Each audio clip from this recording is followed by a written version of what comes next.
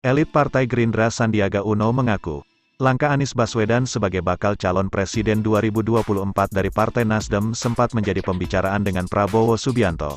Pembicaraan soal Anies itu terjadi saat keduanya baru menggelar pertemuan tertutup pasca ramainya kabar sang mantan Wakil Gubernur DKI Jakarta akan meloncat ke PPP. Itu sedikit dibahas juga malam itu, kata Sandiaga ketika hadir di kanal YouTube Akbar Faisal Uncen Soret yang dikutip pada Jumat, tanggal 27 Januari tahun 2023.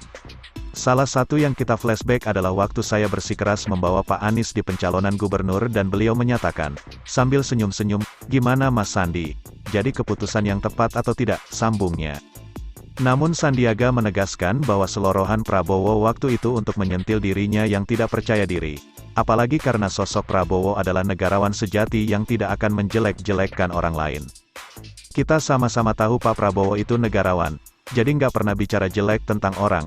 Tapi saya tahu itu teguran buat saya karena waktu itu kan saya nggak pede, ungkap Sandiaga.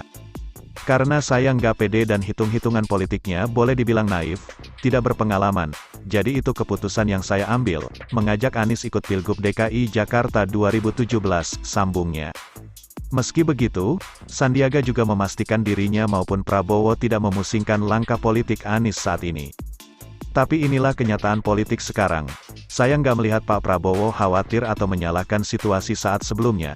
Tapi ya beliau dan saya sangat setuju, bahwa kita jangan sampai dipecah belah, tegas Sandiaga. Selain itu, pertemuan tersebut juga menghasilkan kesepakatan untuk kepemimpinan tahun 2024 mendatang. Rupanya, Prabowo dan Sandiaga sepakat untuk mengusung tema keberlanjutan. Setelah kita review 3 tahun apa yang sudah dilakukan pemerintahan ini dan sebelumnya, itu harus mengusung tema keberlanjutan pembangunan. Kan ada 2, keberlanjutan atau perubahan, dan kami sepakat malam itu bahwa ini adalah tentang keberlanjutan, ini tentang percepatan, ini tentang rekonsiliasi, tuturnya.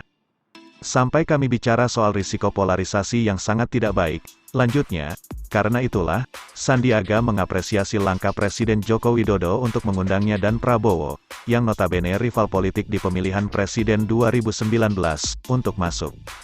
Sandiaga tak menampik bahwa masih ada beberapa nilai minus dalam pemerintahan Jokowi, seperti lapangan kerja dan biaya hidup, namun semangat utama Prabowo dan Sandiaga saat ini masih tentang keberlanjutan pembangunan. Kita sepakat bicara isu-isu besar seperti itu, nggak spesifik tentang orang, tidak menyebut nama malah, kita bicara kerangka besar, kan kita bicara gagasan mengenai 2024 itu sebelum sosoknya ditentukan, dan kita sepakat mengenai keberlanjutan pembangunan, pungkasnya. Jadi bagaimana menurut Anda? Suara.com